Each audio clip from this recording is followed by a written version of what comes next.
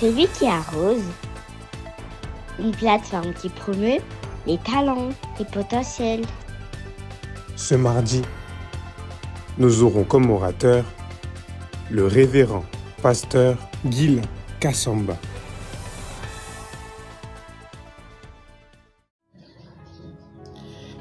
Shalom, bien-aimés dans le Seigneur. Je bénis l'Éternel pour ce moment qu'il nous a donné. Que Dieu soit loué pour cette plateforme. C'est lui qui arrose, qui est l'initiative de son serviteur, l'apôtre Yves Nathan Kassongo. Que Dieu bénisse cet homme de Dieu, plein de grâce. Ici, c'est votre bien-aimé, le bishop Guilherme Kassamba Kapinga. Ça, c'est mon nom comme angolais, mais en français, on dit Guilin Kashama Kapinga. Donc, nous sommes là pour partager ce moment, que nous nous inspirons de quelques textes de la Bible. Matthieu chapitre 4, le verset 17, la Bible déclare ceci. De ce moment, Jésus commença à prêcher et à dire, repentez-vous, car le royaume des cieux est proche. Au chapitre 6, le verset 9 et 10, la Bible dira, voici donc comment vous devez prier. Notre Père qui es aux cieux, que ton nom soit sanctifié, que ton règne vienne, que ta volonté soit faite sur la terre comme au ciel. Nous allons directement dans Romains, chapitre 12. La Bible déclare au verset 2 ce qui suit. Nous omissons le verset premier. Ne vous conformez pas au siècle présent, mais soyez transformés par le renouvellement de l'intelligence, afin que vous discerniez quelle est la volonté de Dieu, ce qui est bon, agréable et parfait.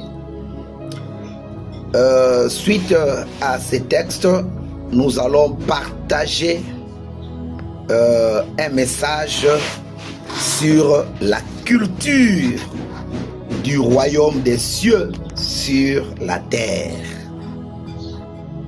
Nous savons, quand on parle de la culture, c'est l'ensemble des habitudes, l'ensemble des croyances, des traditions ou des coutumes, un style de vie d'un groupe déterminé,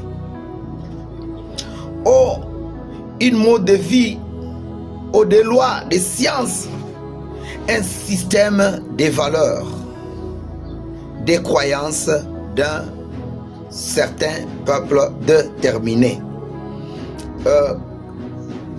La culture apporte des valeurs. La religion amène des pratiques, mais la culture apporte des valeurs. La religion crée des membres, mais la culture crée la citoyenneté, un peuple. La religion peut créer des adeptes, mais la culture apporte une mode de vie. La religion c'est pratique, mais la culture c'est conforme.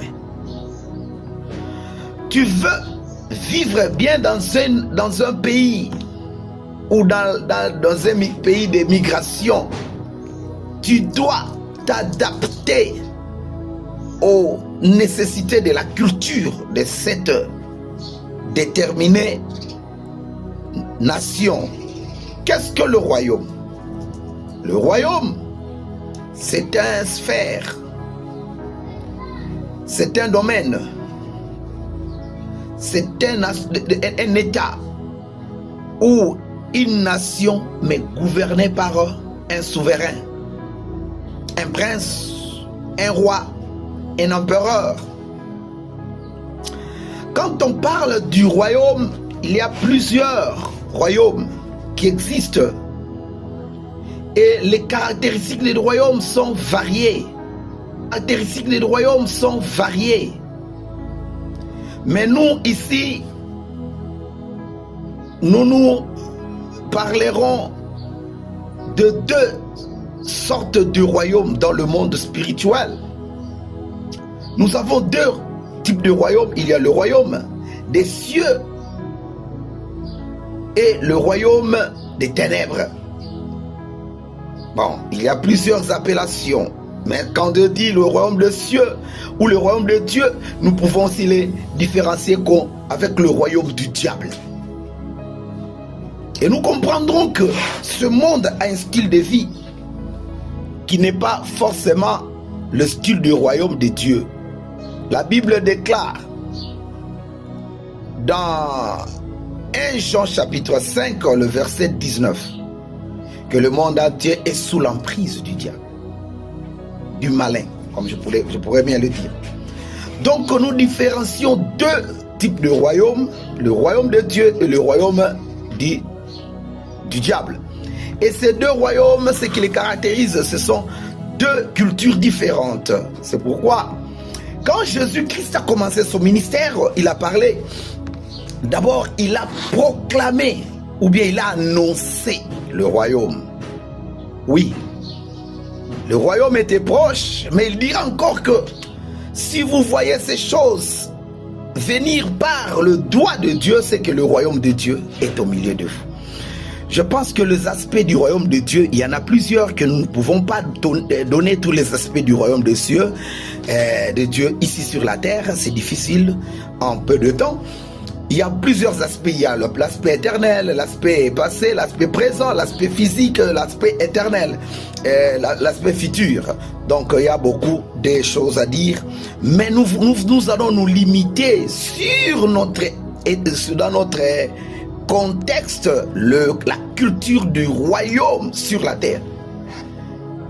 Nous avons bien dit que la culture crée des citoyens, un peuple, une race. Et nous avons compris que nous sommes de la race du royaume de Dieu. Nous ne pouvons pas avancer en cela. Mais qu'est-ce que nous voulons dire? Pour appartenir dans le royaume, il y a des préalables. Les préalables à suivre. Il faut d'abord naître de nouveau. Je ne veux pas tout donner, vous comprenez?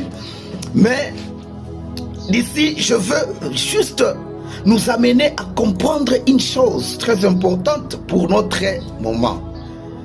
Quand on parle d'une république, ce sont des lois qui légifèrent la république. Mais quand on parle d'un royaume, si les lois de la république sont régies par les hommes ou le peuple, mais les lois du royaume sont les lois régies ou légiférées par lui-même, le souverain. Alors,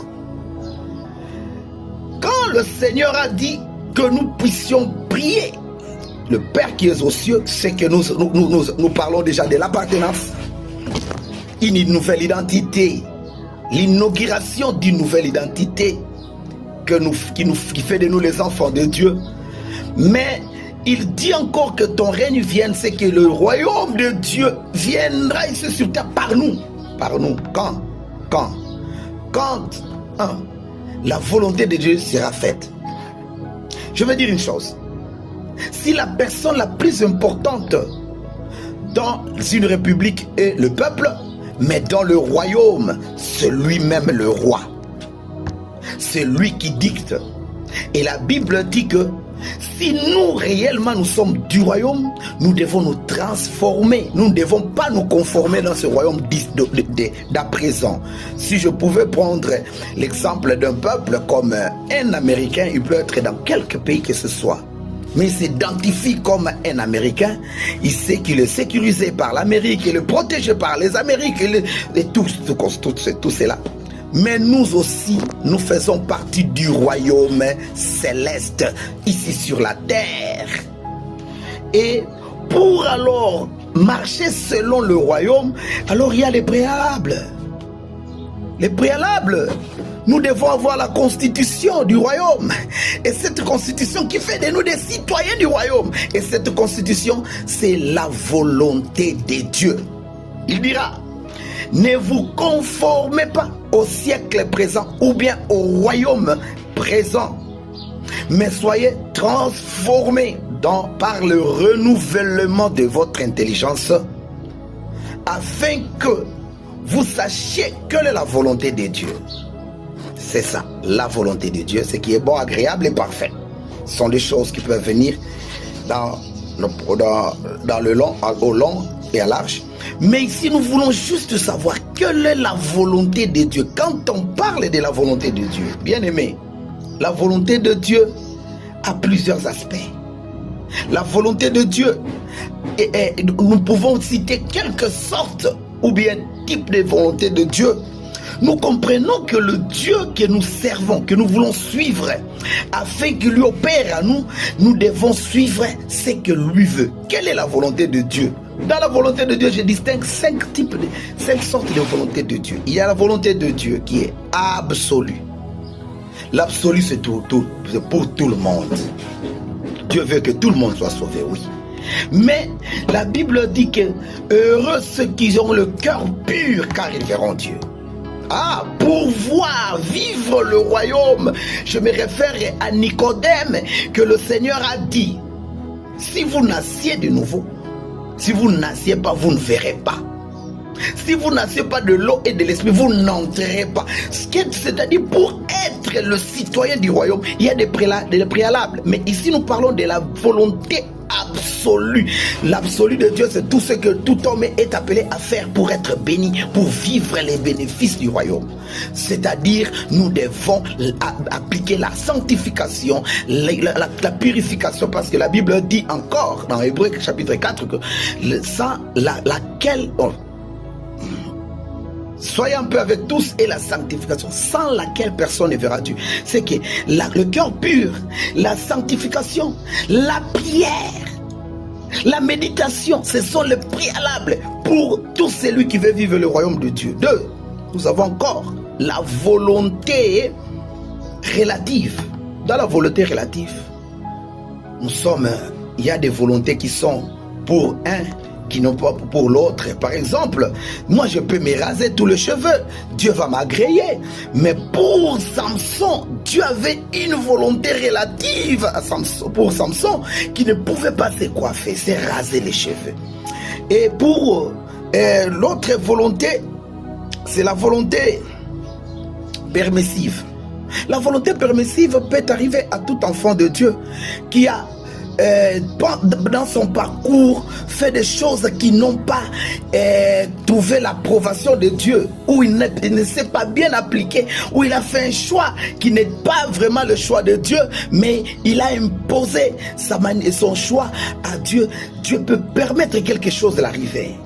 Peut-être un malheur, peut-être une disgrâce, peut-être un long contour pour l'accomplissement des desseins de Dieu sur lui. Pourquoi? Parce que lui a fait un mauvais choix. L'exemple des enfants d'Israël dans 1 Samuel chapitre 8, qu'ils ont dit, nous voulons un roi. Dieu veut régner pour Israël, en lui et lui seul. Mais Israël a décidé de chercher un roi. Alors Dieu a permis que Saoul régna sur eux. Nous connaissons tous des connaissances et des conséquences.